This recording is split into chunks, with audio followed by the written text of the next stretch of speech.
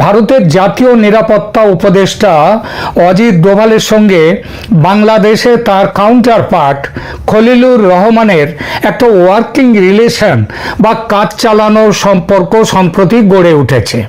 এর শুরু প্রথমে দিল্লি বৈঠকে, তারপর কাতারের দোহা বৈঠকে। দিল্লির বৈঠকটি হয়েছিল নভেম্বরের 19-20 তারিখে নয়াদিল্লিতে কলম্বো সিকিউরিটি কনক্লেভ তার সপ্তম এনএসএ পর্যায়ের বৈঠকের ফাঁকে সেই দ্বিপাক্ষিক আলোচনা অনুষ্ঠিত হয়।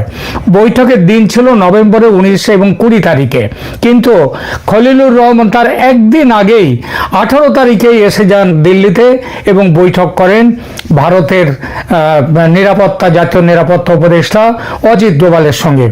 এই বৈঠকে যে আলোচনাটা ছিল বাংলাদেশে 2024-এর রাজনৈতিক পট পরিবর্তন, তারপর এটি ছিল দুই দেশের নিরাপত্তা প্রধানদের মধ্যে প্রথম উচ্চ পর্যায়ের বৈঠক।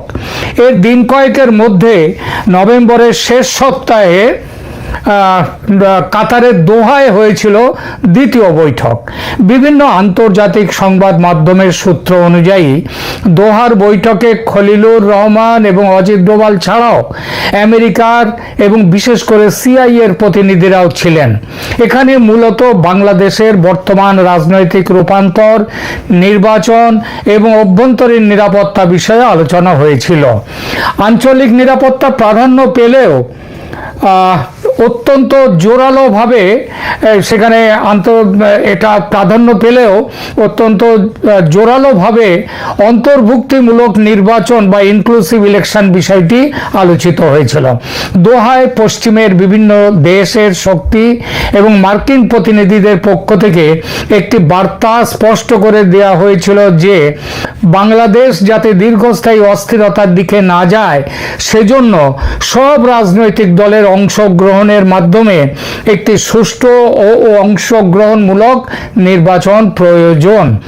দিল্লি ও দোহা এই দু জায়গার বৈঠকেই ভারত এবং কিছু পশ্চিমা দেশ সরাসরি প্রত্যক্ষভাবে এবং পরোক্ষভাবে আওয়ামী লীগকে নির্বাচনের বাইরে রাখার সম্ভাব্য নেতিবাচক প্রভাব, যেমন সেই প্রভাবগুলো কেমন, যেমন চরমপন্থার উত্থান বা গৃহযুদ্ধ সদৃশ পরিস্থিতি সেটা আসতে পারে, এবং সেই নিয়ে উদ্বেগ প্রকাশ করেছিলেন।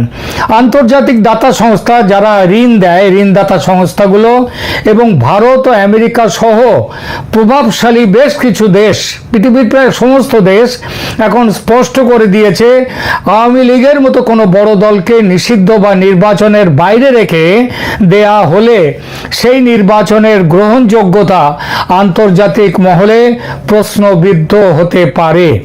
দোহা বৈঠকে আমেরিকানদের অবস্থান ছিল নির্বাচন হতে হবে অংশগ্রহণমূলক এবং সেখানে আওয়ামী লীগকে রাখতেই হবে। ঠিক হয়েছিল দোহা বৈঠকের পরেই শিগগিরই দু দেশের মধ্যে ভারত এবং বাংলাদেশের এনএসএ পর্যায়ে ফলো আপ অ্যাকশন নিয়ে দ্বিপাক্ষিক বৈঠক হবে, কিন্তু সে বৈঠক আর হয়নি। বরং খবর পাওয়া যাচ্ছে দিল্লি ও দোহা বৈঠকের আলোচনা ও সিদ্ধান্ত খলিলুর রহমান প্রধান উপদেষ্টা মোহাম্মদ ইউনূসকে জানালে তিনি আদৌ খুশি তো হননি, বরং স্পষ্টতই রুষ্ট হন এবং এইসব আলোচনাগুলো তোলার জন্যে, আলোচনায় নিয়ে আসার জন্য এইসব বিষয়গুলো তিনি খলিলুর রহমানের সাথে তার কিছু কথা কাটাকাটি গোছেরও হয়।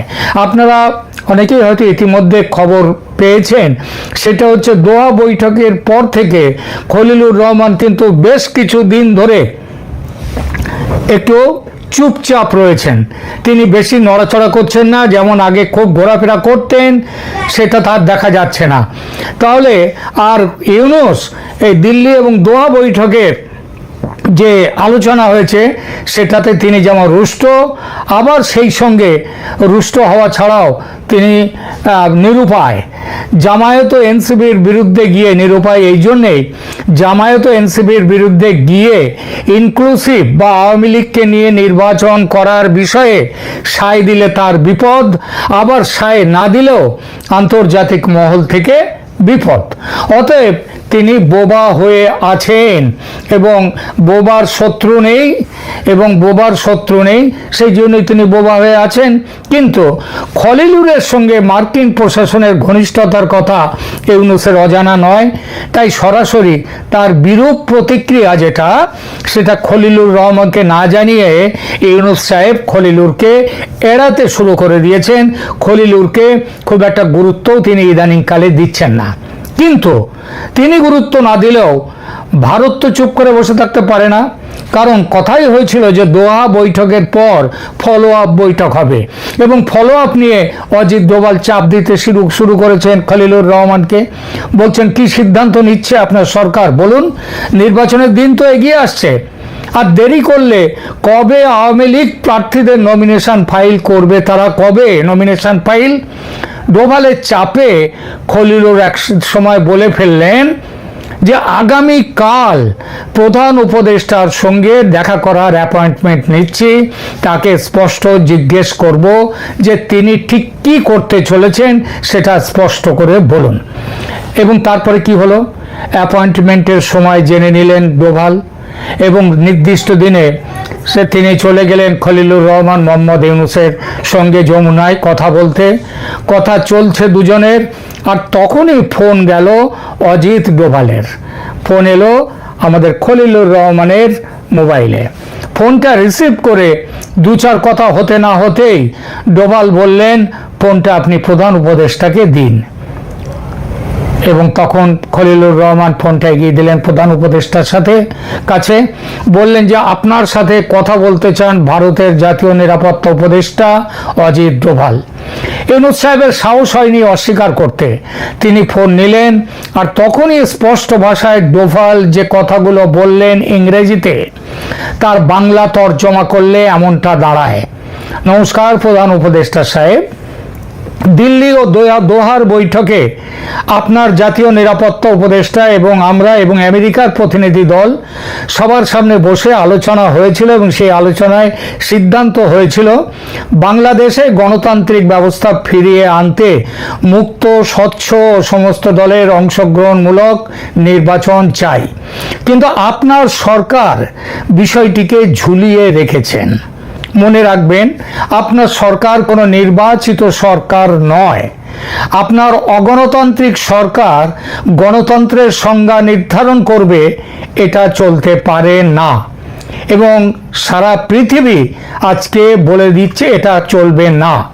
আওয়ামী লীগ সরকারের 15 বছরের ফ্যাসিস্ট শাসনে অত্যাচারের রেকর্ড যা ছিল, সে রেকর্ড ভেঙে দিয়েছে আপনার 15 মাসের সরকার। এর পরেও ভারত এবং বিশ্ব আপনাকে সহ্য করেছে, কিন্তু আর নয়। আমাদের কাছে, ভারতের কাছে আমাদের ট্রাম্প সাহেবের, প্রেসিডেন্ট ট্রাম্পের স্পষ্ট নির্দেশ এসেছে, বাংলাদেশের বিষয়ে আমরা সিদ্ধান্ত যেটা নেব সেই সিদ্ধান্ত তার। কিন্তু সেই জন্যই ভারত কোনো রকমভাবে কোনো জিনিসটা খারাপ জায়গায় পৌঁছক, আরও খারাপ হোক, চূড়ান্ত খারাপ জায়গায় যাক, এটা আমরা চাইনি। সুতরাং ভারত আপনাকে এতদিন সহ্য করেছে, কিন্তু আর নয়। আমরা বাংলাদেশের সাধারণ মানুষের বিরুদ্ধে যুদ্ধ ঘোষণা করব না, এটাই ঠিক আছে এখনো পর্যন্ত। কিন্তু বাংলাদেশের বিরুদ্ধে যুদ্ধ ঘোষণা না করলেও আপনি সাবধানে থাকবেন। এই কথার কি মানে হতে পারে সেটা আপনি আপনার নিজের মতো করে এর মানেটা তৈরি করে নিন। এই বার্তালাপের খবর নয়াদিল্লির সাউথ ব্লকের সর্বত্র এখন আলোচনার বিষয়। সেখান থেকে তৈরি থাকার আদেশ নতুন করে চলে গেছে কলকাতার বিজয় দুর্গে, যা কিনা ভারতীয় সেনাবাহিনীর পূর্বাঞ্চলীয় হেডকোয়ার্টার। সুতরাং আগামী দিনগুলোতে কিন্তু একটা কি বলবো, একটা খুব বড় একটা ঘটনা বলুন বা দুর্ঘটনা বলুন, তার মুখোমুখি হওয়ার মতো দিন আসছে।